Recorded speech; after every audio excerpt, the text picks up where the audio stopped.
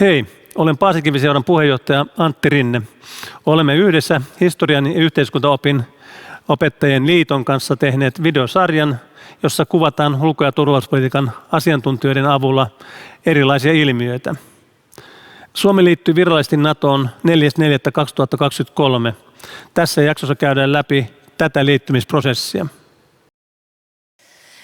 Venäjän ilmaisevat kannat Suomen ja Ruotsin liittoutumiseen syksyn 2021 aikana käynnistivät tarpeen arvioida sotilaallista liittoutumista uudelleen. Venäjän hyökkäys Ukrainaan helmikuussa 2022 laukaisi tilanteen ja tänään pureudutaan siihen, mitä tapahtuu ja miten NATO-jäsenyydestä lopulta päätettiin. Niin, milloin NATO-jäsenyyttä vakavasti alettiin harkita? Mä luulen, että sitä on enemmän tai vähemmin kukin kohdalla harkinnut jo siitä lähtien, kun muistaakseni Vanhasen hallituksen parikymmentä vuotta sitten jo otettiin niin sanottu optio, joka tarkoittaa sitä, että Suomi pitää aina auki mahdollisuuden hakea Naton jäsenyyttä. Mikä sitten tuon laukaisi? Koko vuosi 2021 on oikeastaan aika mielenkiintoinen. Oikeastaan kiihtyvään tahtiin oli aistittavissa, että jännite kasvaa. Silloin Yhdysvalloissa oli presidentti vaihtunut. Saksassa vahva liittokansleri Merkel oli jättämässä. Ja kyllä minulle nyt jälkikäteen on vahvasti sellainen epäilys, että tuo Venäjän suhtautuminen Krimiin ja Ukrainaan siinä vaiheessa vuoden 2021 aikana sitten alkoi muodostua. Syksyllä sitten Venäjä yllättäen ilmoitti, että se tulee vaatimaan Yhdysvalloilta paitsi Yhdysvallan osallisuuden Euroopassa vähentämistä, niin myöskin, että NATO ei enää ota uusia jäseniä. Ja tämä merkitsi Suomen kannalta ja Ruotsin kannalta selvää muutosta. Nimittäin siihen asti me olimme ulkomaailmalle molemmat selvittäneet, että on täysin mahdollista, että me voimme liittyä. Se on meidän tahdostamme kiinni. Nyt sitten Venäjä asetti ukaasin, että enää liittyminen ei ole mahdollista. He tulevat sitä vaatimaan. Ja sehän tarkoitti sitten, että meidät jollain tavalla sisällytetään johonkin Venäjän etupiiriin. Ja koko meidän kansainvälinen asemamme minusta ainakin sen mukana muuttui. Siinä oli pakko sitten reagoida ja lähtökohtaisesti silloin heti välittömästi syksyn 2021 aikana kävi kyllä ilmi, että meidän on muutettava asemointiamme. Ja kun sitten Venäjä osoitti valtamalla Krimin ja hyökkäämällä Itä-Ukrainaan, että se on valmis käyttämään väkivaltaa tuon etupiirinsä säilyttämiseen, niin sehän oli tietenkin meille valtava viesti. Hyvin ikävä viesti myöskin. Ja sitä mukaan tietysti sitten se seikka, miten meidän on muututtava, tavallaan ratkesi. Meidän on haettava NATO-jäsenyyttä. Siihen liittyy sitten sellainen yksityiskohta, joka väistämättä piti ainakin minut vähän varovaisena. Ja se oli se, että Yhdysvalloissa, lännessä ylipäätään nuo Krimin valtauksen ja sodan käynnin alkaminen Itä-Ukrainassa vuonna 2014 aiheutti sitten hyvin paljon hämmennystä ja myöskin suoranaista vaaran tunnetta siitä, että tämä eskaloituu. Venäjä saattaa käyttää taktisia ydinaseita ja muuta. Ja toiveena oli, että pidättäydyttäisiin niistä toimenpiteistä, joilla tuo eskalaatio voisi sitten tapahtua. Ei suoraan niin, että nyt ei pidä lähteä Naton jäsenyyttä hakemaan, mutta niin, että kaikkien pitää nyt vähän olla ikään kuin holding horses. Olis kansalaiset yhtä lailla tietoisia, että tämmöinen tilanne on? Eihän tätä voinut ulos millään tavalla lausua. No mikä oli kansalaisten mielipide näihin aikoihin? No, ennen tätä Venäjän hyökkäyssotaa Ukrainassa, niin Suomessahan on tehty vuosikymmenten ajan mielipidemittauksia ja suurin piirtein se kannatus on ollut jossain 2 ja 30% välillä. Ja kyllähän se Venäjän hyökkäyssota ihan päälailleen heitti tämän kansalaismielipiteen ja meidän tutkimuksessakin ollaan pystytty osoittamaan, että nimenomaan se oli se Venäjän toiminta, joka aiheutti tämän se hyökkäys Ukrainaan, että se jollain tavalla voisi sanoa aktivoi niin kuin suomalaisten historiallisen DNAn sen osalta semmoisen muistikuvan, että mitä on olla ja asua Venäjän naapurissa ja Ukrainassa nähtiin karmealla tavalla se ja se käänsi tämän kansalaismielipiteen hyvin nopeasti ja muistan kyllä ne maaliskuun viikot, kun itse asiassa Yle teki tämän ensimmäisen kannatusmittauksen ja kuulin siitä päivää ennen ja he eivät kertoneet näitä tuloksia, mutta sanoivat, että tällainen on tulossa. Ja siinä ensimmäisessä kannatuskyselyssä jo yli puolet suomalaisista yhtäkkiä kannattikin Suomen liittymistä NATOon ja kuukausi kuukaudelta, kun mentiin kohti kesää ja juhannusta, niin kannatus vaan nousi ja se oli jopa 80% NATO-jäsenyyden puolella sitten ennen juhannusta ja kyllä se oli tämä sota, joka sen kansalaismielipiteen sitten käänsi, eli Venäjä omilla toimillaan aiheutti sitten sen. Ja tämä on tietysti todellakin iso muutos. Mä en ollut tutkijana siihen ikään kuin valmistautunut myöskään. En osannut odottaa, että näin tulisi käymään näin nopeasti. Että historiallisesta muutoksesta puhutaan. Miten päätöksenteko eteni? Ensin siis se oli valtava muutos se, että Venäjä ryhtyi vaatimaan suvereneilta mailta, Ukrainalta, Suomelta, Ruotsilta sitä, että me emme voisi itse päättää turvallisuudesta. Ja olisi saanut Naton sitoutumaan siihen, että he eivät ota meitä jäseneksi. Se olisi muuttanut meiltä pohjaa. Ja kyllä tämä eduskunnassa tiedostettiin, että tässä yritetään tehdä meidän pään yli nyt jotain sopimusta ja siihen on reagoitava. No sitten alkoi tämä helmikuussa tämä avoin hyökkäyssota ja se tietysti laukasi kansalaisten tietoisuuden, mutta aivan samalla tavalla kansanedustajien tietoisuuden, että samoja kansalaisia kansanedustajat ovat.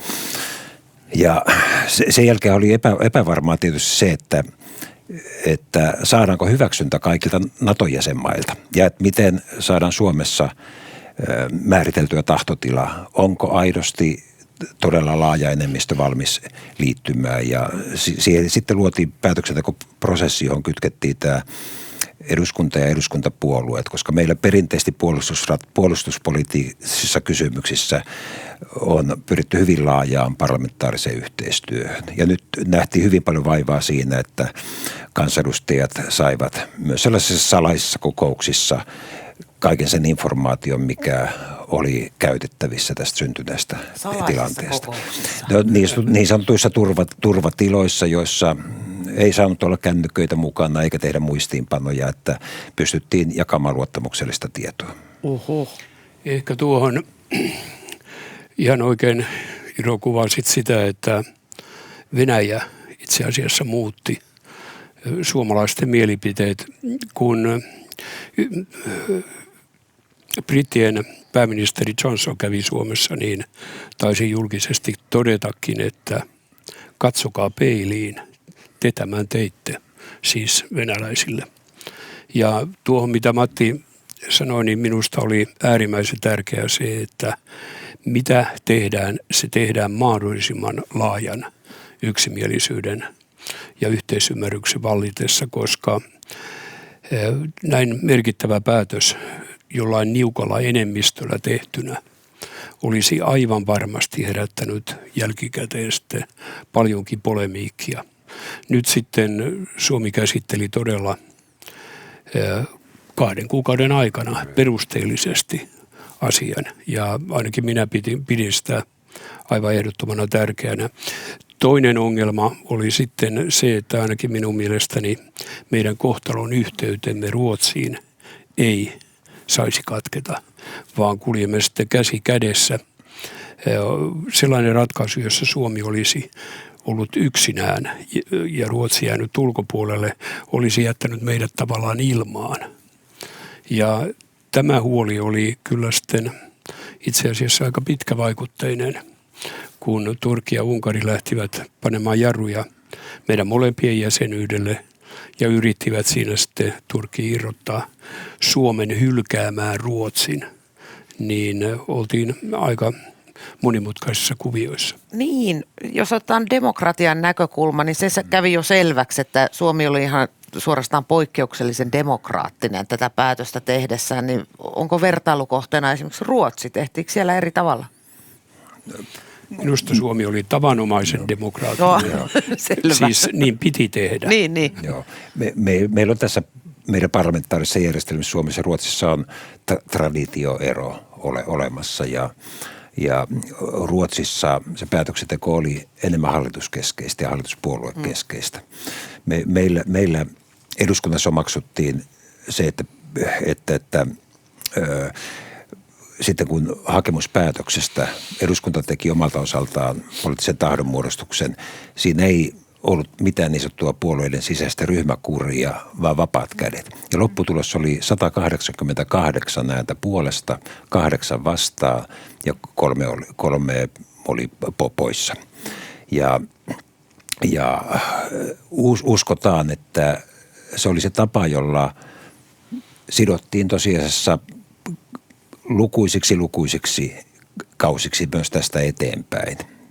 Ja vaikka mitä maailmassa tapahtuisi, niin se päätöksentekotapa, jolla Suomi ankkuroi itsensä tähän tahtotilan muutokseen, niin että se oli tehty harkitusti.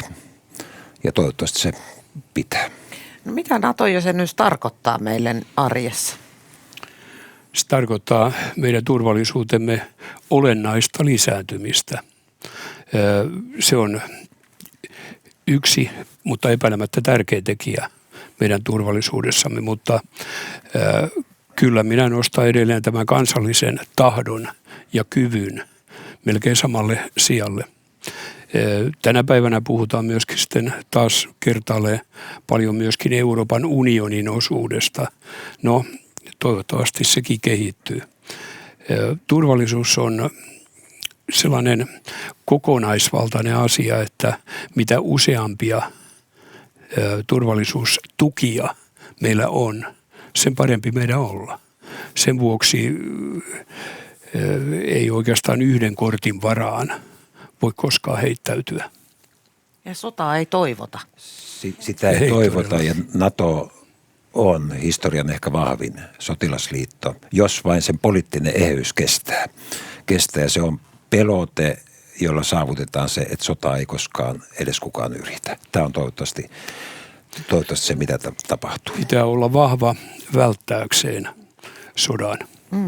Ja kyllä tietyllä tapaa tässä on kuitenkin semmoinen ajattelumaailman muutos nyt Suomella käsillä, että aikaisemmin me teimme asiat aika lailla itsenäisesti yhteistyössä muiden kanssa. Nyt me ollaan osa Naton yhteistä puolustusta ja pelotetta ja tämä tarkoittaa monen asian muutosta myös, mutta edelleen, kuten tässä todettiin, niin oma kansallinen puolustus on se perusta sillä, jolla luodaan sitten ne hyvät perusteet myös sille yhteiselle puolustukselle ja sen lisäksi nämä erilaiset puolustusyhteistyömuodot, kahdenvälinen yhteistyö keskeisten liittolaisten ja kumppaneiden kanssa, kuten esimerkiksi Yhdysvaltojen kanssa, joiden kanssa on nyt solmittu tämä kahdenvälinen puolustusyhteistyösopimus.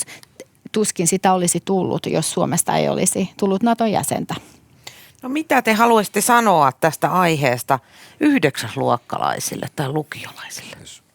Jos aloittaisin, sanoisin, että meidän pitää huolehtia, että omat asiat hoidetaan mahdollisimman hyvin, mutta samalla tiedostaa se, että varsinkin pienen maan pitää harjoittaa tiivistä ja melkein sanoisin tiivistyvää yhteistyötä muiden maiden kanssa. On sitten kyse turvallisuudesta tai taloudesta tai ympäristöstä ja tulevaisuudesta. Että me emme ole yksin tässä maailmassa. Niin, minun tekisi mieli sanoa, että tuntekaa olonne vaan turvalliseksi. Kyllä Suomi pärjää aina ja kaikki se, mitä tehtävissä on, kyllä tehdään. Mä olen aivan varma, että se pitää meidät turvassa jatkossakin. No miltä tuntuu olla osa tätä historiallista hetkeä? No, on ollut siis aivan todella upeaa saada olla tutkimuksen kautta kommentoimassa ja analysoimassa. Ja se laittaa myös nöyräksi tietyllä tapaa, että on ollut mahdollisuus elää tässä ajassa. Nämä on ollut ehkä välillä vähän pelottaviakin aikoja, mutta haluaisin ehkä sen viestin kuitenkin välittää nuorille, että meidän asemamme on huomattavasti parempi monella tapaa kuin se oli kylmän sodan aikana. Emme ole enää yksin, vaan olemme yhdessä muiden meidän kumppaneiden ja liittolaisten kanssa. Ja myös se, että meillä jokaisella kansalaisella Suomessa on tärkeä rooli ja tehtävä sen turvallisuuden tuottamisessa. Pitää säilyttää optimismi tulevaisuutta kohti. Ehkä se on jotenkin niin, että jokaisen pitää niin omalla vahtivuorolla pysyä hereillä ja olla valmis näkemään se, mitä on tapahtumassa ja tehdä siitä johtopäätöksiä. Niin, Historia ei ole päättynyt. Tästä eteenpäin tapahtuu asioita ja minusta se, mikä kokemus tästä prosessista on, että Suomi kykenee ja on kyennyt hyvin joustavasti ja nopeastikin liikkumaan silloin, kun se on välttämätöntä. Ja kaikki se tapahtuu turvan takaamiseksi. Kiitos. Kiitos. Kiitos. Kiitos.